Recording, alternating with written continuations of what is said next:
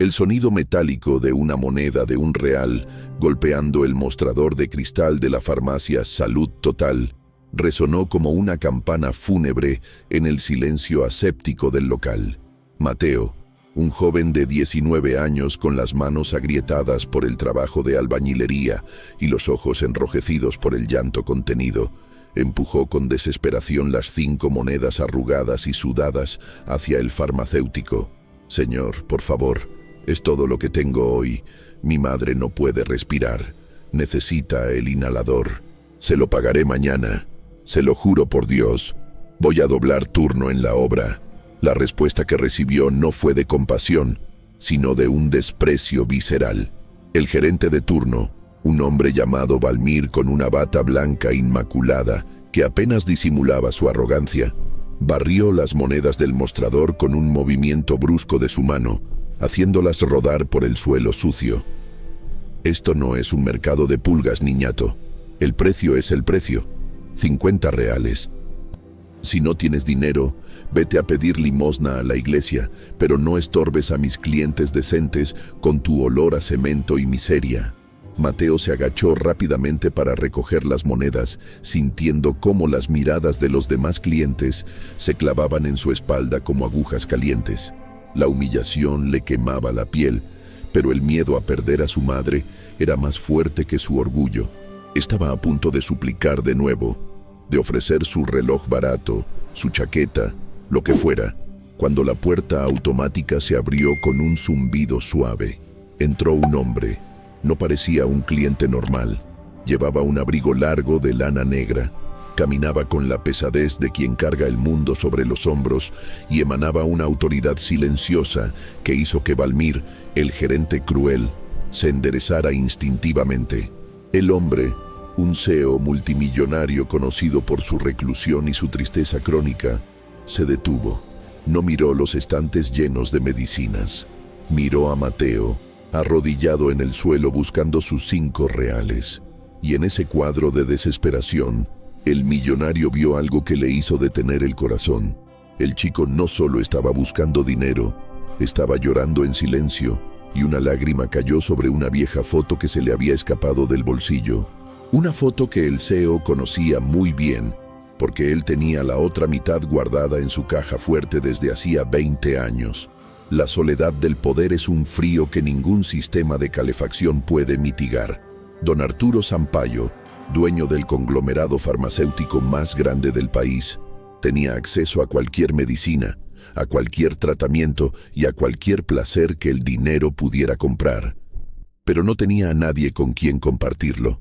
Había pasado las últimas 2 décadas construyendo un imperio sobre las ruinas de su vida personal, atormentado por el recuerdo de un amor de juventud que tuvo que abandonar por presión familiar y de un hijo que nunca llegó a conocer.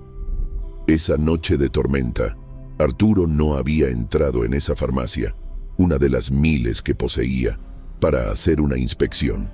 Había entrado porque su chofer tuvo que parar por un neumático pinchado y él necesitaba una aspirina para el dolor de cabeza crónico que le provocaba su propia existencia.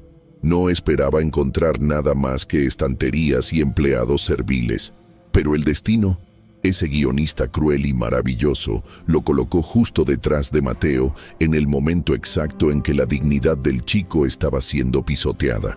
Arturo observó la escena desde la sombra de la entrada, vio la crueldad de Valmir, vio la ropa desgastada de Mateo, pero lo que realmente lo sacudió fue la intensidad del amor de ese muchacho por su madre. Le recordaba a sí mismo, antes de que el dinero le endureciera el corazón. Estaba a punto de intervenir, de pagar la cuenta y marcharse, como hacía a veces para acallar su conciencia, pero el detalle de la foto en el suelo cambió el guión. No sería un acto de caridad, sería un terremoto.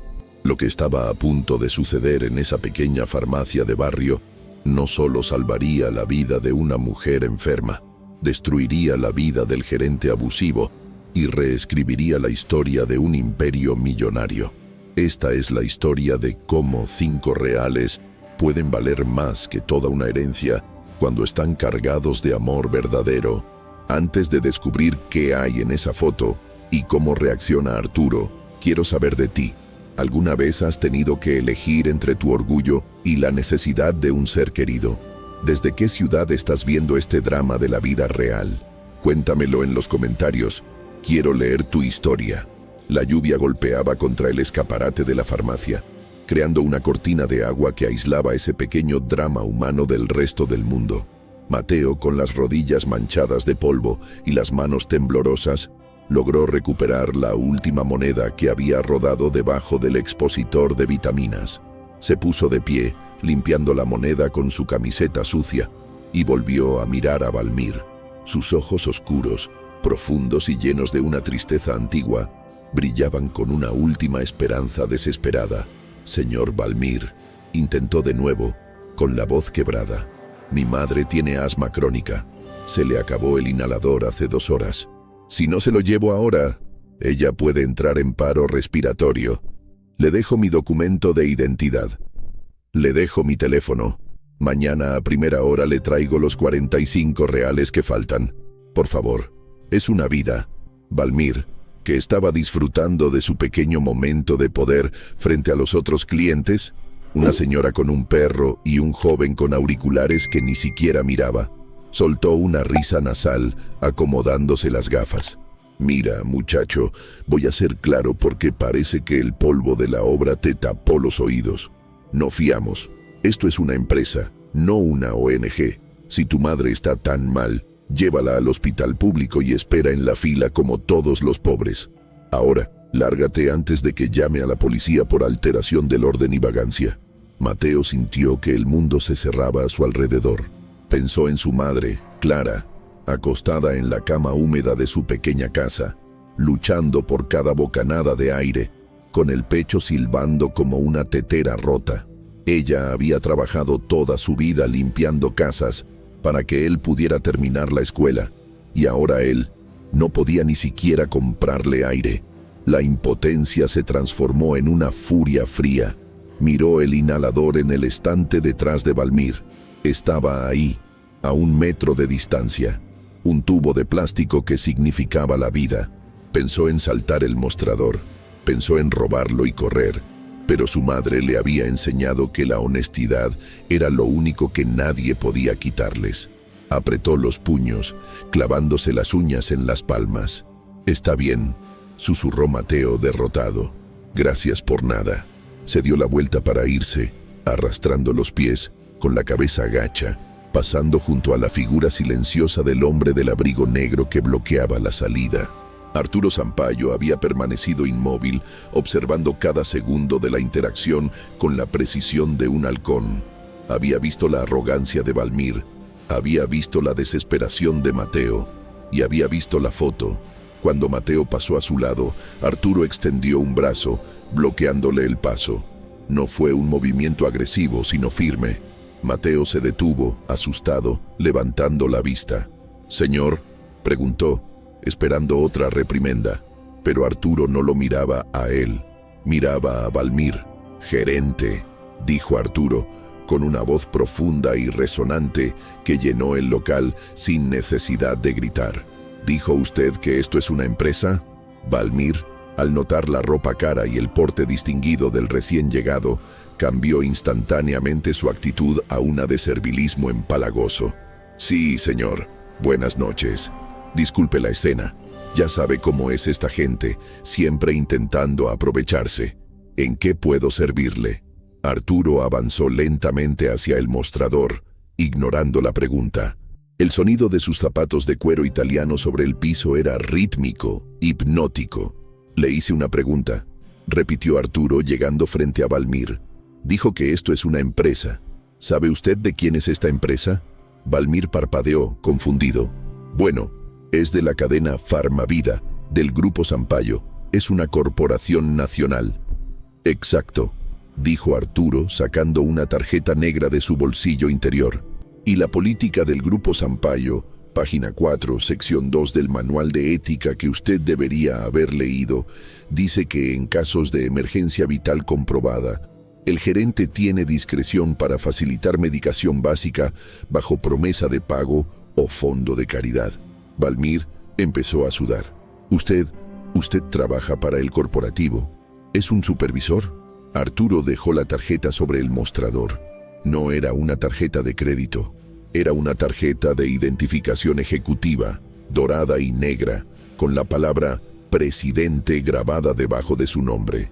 No soy un supervisor, dijo Arturo, disfrutando del terror que empezaba a deformar la cara del gerente. Soy Arturo Sampaio, el dueño de este edificio, de los medicamentos en esos estantes y de la silla en la que estás sentado. Y acabo de ver cómo violas no solo la política de mi empresa, sino las leyes básicas de la humanidad. Valmir se puso blanco como el papel. Sus rodillas chocaron entre sí. Señor Sampaio, yo no sabía. Pensé que era un drogadicto.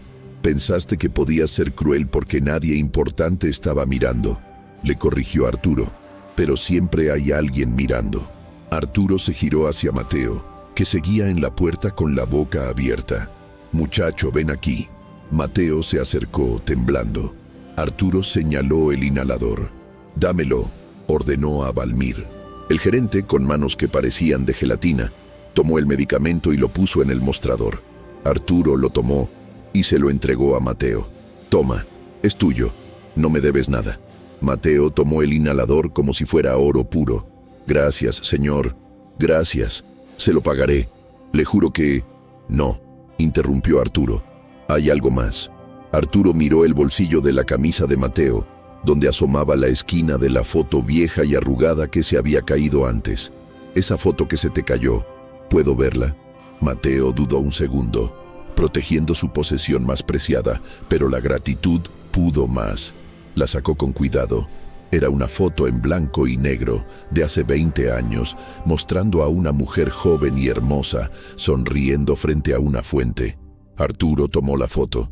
Sus manos, que firmaban contratos de billones sin temblar, ahora temblaban violentamente. Era ella, era Clara, la mujer que había amado, la mujer que desapareció sin dejar rastro. ¿Quién es ella?, preguntó Arturo, con un hilo de voz, sintiendo que el suelo se abría bajo sus pies. Mateo lo miró extrañado por la emoción del millonario. Es mi madre, señor. Clara, la que está enferma en casa. Arturo levantó la vista, sus ojos llenos de lágrimas. ¿Tu madre? ¿Clara está viva? La pregunta de Arturo, ¿Clara está viva?, quedó flotando en el aire viciado de la farmacia, cargada de una electricidad estática que erizó la piel de todos los presentes. Mateo asintió lentamente, confundido por la intensidad en los ojos del millonario, sin entender cómo el nombre de su madre podía provocar tal reacción en un desconocido tan poderoso. Valmir, el gerente, intentó aprovechar el momento de conmoción para salvar su pellejo. Señor Sampaio, empezó a decir con una sonrisa aceitosa, veo que todo está resuelto. Fue un malentendido. Si me permite, voy a cerrar la caja y... Arturo giró la cabeza hacia él con la velocidad de una cobra.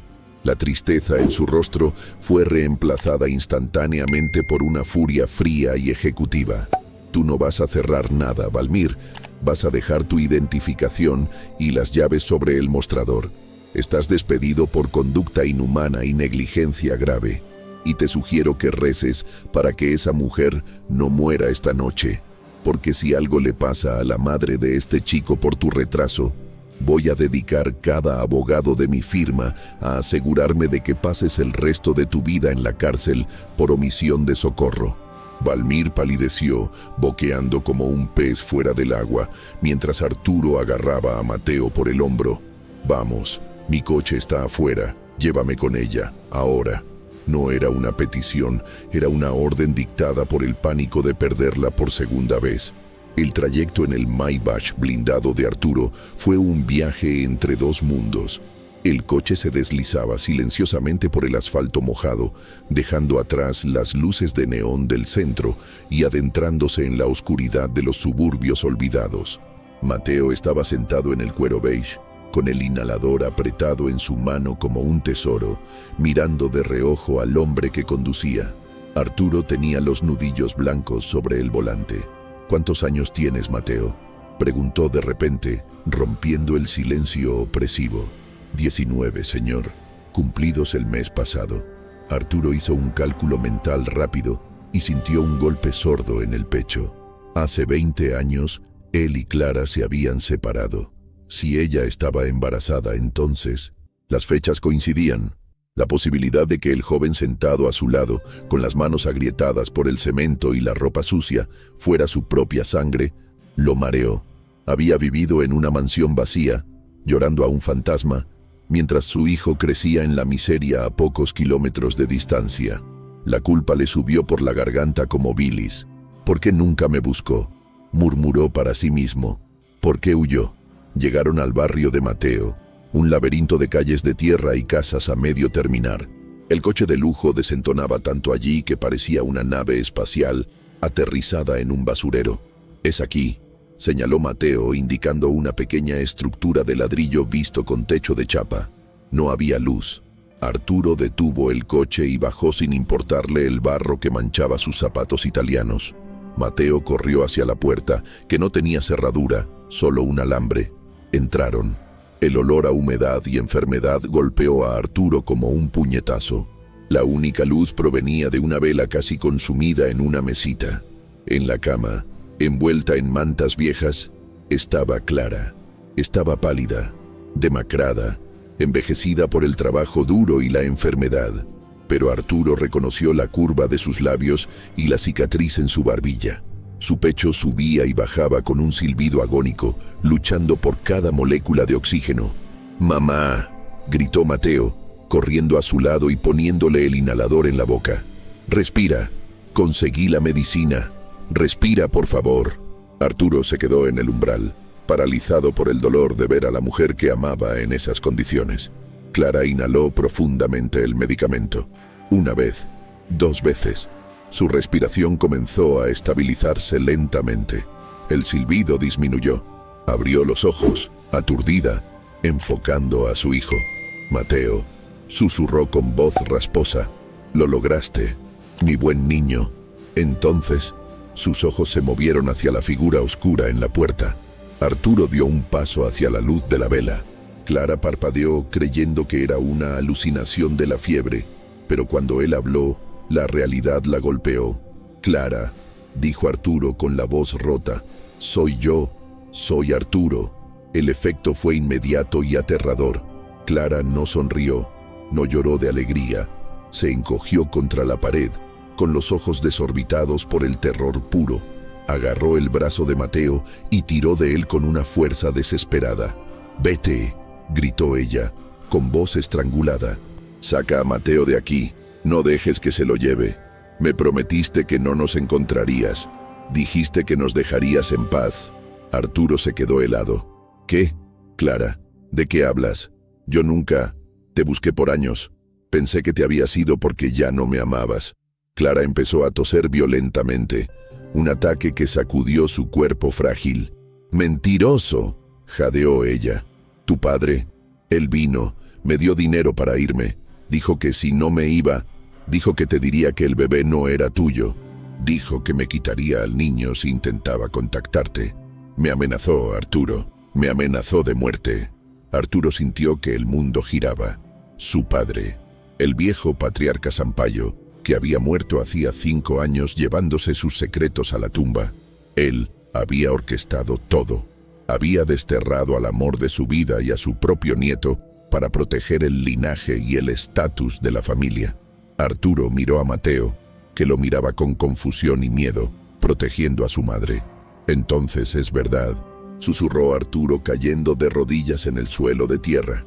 «Él es mi hijo». Clara asintió, llorando. «Es tuyo. Tiene tus ojos. Tiene tu bondad, la que tenías antes de que el dinero te cambiara». La revelación fue interrumpida por el sonido de la respiración de Clara, que empeoró de repente.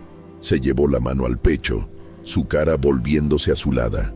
El inhalador ya no era suficiente. Su corazón, debilitado por años de asma no tratada y estrés, estaba fallando. «Mamá», gritó Mateo. Arturo se levantó de un salto, la acción reemplazando al shock. «Está entrando en paro. Necesitamos un hospital, ahora». Mateo miró a Arturo con desconfianza. «¿Por qué debería confiar en usted? Mi madre le tiene miedo. Arturo agarró a Mateo por los hombros. Porque soy la única oportunidad que tiene, y porque soy tu padre, Mateo, y te juro por mi vida que nadie os volverá a hacer daño. Ayúdame a levantarla. Cargaron a Clara entre los dos y la llevaron al coche bajo la lluvia. Arturo condujo como un piloto de carreras, saltándose semáforos, llamando al director del mejor hospital privado de la ciudad, que era de su propiedad, para que prepararan la unidad de trauma. Mateo, en el asiento trasero, sostenía la mano de su madre y miraba la nuca del hombre que decía ser su padre. Tenía tantas preguntas, tanta rabia, pero el miedo a perder a su madre era mayor. Llegaron a urgencias. Un equipo médico ya estaba esperando en la puerta gracias a la llamada de Arturo. Se llevaron a Clara en una camilla a toda velocidad. Arturo y Mateo se quedaron solos en la sala de espera blanca y estéril, manchados de barro, dos extraños unidos por la sangre y el miedo. Arturo se giró hacia Mateo. Iba a hablar, a explicar, a pedir perdón, pero la puerta automática se abrió. Entró un hombre con traje gris, un abogado con cara de buitre que Arturo conocía bien. Era el abogado personal de su difunto padre, el ejecutor del fideicomiso familiar, señor Sampaio. Dijo el abogado con frialdad. Nos llegó una alerta de que ha ingresado a una paciente no autorizada bajo el seguro corporativo y veo que ha encontrado al problema del pasado. El abogado miró a Mateo con desprecio. Le recuerdo la cláusula 4 del testamento de su padre. Si reconoce a este bastardo, pierde el control de la compañía. Todo, la farmacia, el hospital, la fortuna. Su padre se aseguró de eso desde la tumba. Arturo miró al abogado, miró a su hijo, y se dio cuenta de que la batalla por la vida de Clara era solo el principio de una guerra por su propia alma. La amenaza del abogado colgaba en el aire estéril de la sala de espera, como una guillotina a punto de caer. Todo o nada, Arturo, repitió el letrado con una sonrisa cruel. Tu padre fue muy específico. Sabía que tenías debilidad por esta mujer. Si firmas el reconocimiento de paternidad, el Consejo de Administración tomará el control de las acciones al amanecer. Te quedarás con tus cuentas personales congeladas por litigio durante años. Serás un ciudadano común. Mateo miró a Arturo con los ojos llenos de miedo. Entendía lo que estaba pasando. Señor, susurró el chico, dando un paso atrás. No lo haga. No pierda su vida por nosotros. Mi mamá y yo estamos acostumbrados a estar solos. Váyase.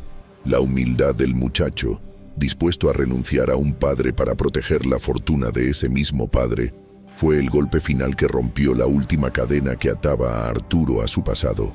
Arturo miró al abogado, luego miró su reloj de oro, el símbolo de su estatus. Se lo quitó lentamente y lo puso en la mano de Mateo. Sostén esto un momento, hijo, dijo con calma. Arturo se volvió hacia el abogado, acortando la distancia hasta quedar cara a cara. Tú y mi padre cometisteis un error de cálculo, dijo Arturo, su voz resonando con una libertad nueva. Pensasteis que el dinero era mi dueño. Pensasteis que yo era como vosotros. Arturo le arrebató la carpeta de documentos de la mano al abogado. Sacó un bolígrafo de su bolsillo. ¿Dónde firmó la renuncia? ¿Aquí? El abogado parpadeó, atónito. ¿Qué? Estás loco. Son miles de millones. Es el imperio farmacéutico más grande del continente. Es una jaula, corrigió Arturo. Y acabo de encontrar la llave. Firmó el documento de renuncia a la presidencia y al fideicomiso familiar con un trazo fuerte y decidido. Luego, en el mismo papel, escribió una declaración a mano alzada reconociendo a Mateo como su hijo legítimo y heredero de sus bienes personales. Toma tu empresa, dijo Arturo, lanzando la carpeta al pecho del abogado. Quédate con las fábricas, con las patentes y con la soledad. Yo me quedo con mi hijo. El abogado, temblando de furia e incredulidad, recogió los papeles. Te arrepentirás, Sampaio. Mañana serás un nadie. Mañana seré padre, respondió Arturo. Y eso es un título que tú nunca tendrás. El abogado salió furioso, sabiendo que había ganado la empresa pero perdido la batalla moral. Arturo se giró hacia Mateo, quien lloraba en silencio.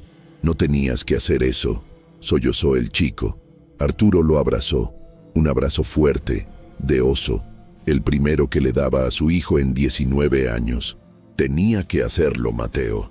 Ese dinero estaba maldito. Nos separó. Ahora empezamos de cero, pero empezamos juntos».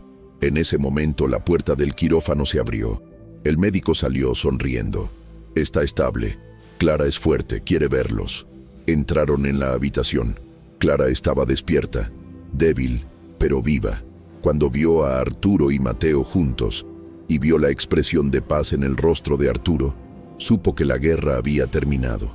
«Te quedaste», susurró ella. «Me quedé», confirmó Arturo besando su mano. «Y esta vez no me voy a ir ni aunque el edificio se caiga». 6 meses después, la vida de los Sampaio era muy diferente. No vivían en la mansión, que Arturo vendió para liquidar sus asuntos y empezar limpio. Vivían en una casa grande y cómoda, en un barrio tranquilo. Arturo no estaba en la calle. Un hombre con su talento y experiencia no necesita una herencia para tener éxito. Había fundado una pequeña consultora de ética médica que estaba prosperando, pero su verdadero trabajo era recuperar el tiempo perdido. Iba a los partidos de fútbol de Mateo, cocinaba con Clara y aprendía a ser el hombre que siempre debió ser. Una tarde, Arturo y Mateo entraron en una farmacia local para comprar vitaminas para Clara. No era una de las cadenas grandes, era un negocio pequeño. Mientras esperaban en la fila, escucharon una voz familiar discutiendo en el mostrador. Un hombre con un uniforme de repartidor estaba suplicando al dueño: «Por favor, jefe, solo necesito un adelanto. Me cortaron la luz, tengo deudas». El dueño negaba con la cabeza. Arturo reconoció la voz. Se acercó. Era Valmir, el gerente cruel de la farmacia Salud Total. Había sido despedido, vetado de la industria farmacéutica por la denuncia de Arturo, y ahora trabajaba repartiendo paquetes por el salario mínimo. Estaba más delgado, ojeroso, y la arrogancia había desaparecido, reemplazada por la desesperación. Valmir se giró y vio a Arturo y a Mateo. Reconoció al chico al que había humillado y al hombre que lo había destruido. Bajó la cabeza, esperando el golpe final, la burla. «¿Se siente bien, Valmir?», preguntó Arturo.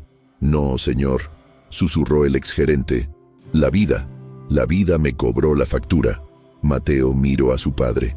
Arturo asintió, dándole permiso. Mateo sacó su billetera. No sacó monedas sucias esta vez, sacó un billete de 100 reales. Se acercó a Valmir y se lo puso en la mano. «Para la luz», dijo Mateo. Valmir miró el dinero, temblando. «¿Por qué? Yo te traté como basura». «Porque mi padre me enseñó que el rencor es un lujo que no nos podemos permitir», respondió Mateo. «Y porque nadie debería estar a oscuras». Salieron de la farmacia bajo el sol de la tarde. Valmir se quedó llorando en el mostrador, aprendiendo la lección más dura de su vida. Arturo pasó el brazo por los hombros de su hijo. «Lo hiciste bien, Mateo. Aprendí del mejor», sonrió el chico. Subieron a su coche, un vehículo familiar, no un blindado de lujo. No tenían un imperio, no tenían un rascacielos con su nombre. Pero mientras conducían hacia casa, donde Clara los esperaba con la cena lista, Arturo Sampaio, el exeo solitario, sabía que era el hombre más rico del mundo. Había cambiado 5 reales y una empresa tóxica por algo que no tiene precio. Una familia que lo amaba no por lo que tenía en el bolsillo, sino por lo que tenía en el corazón.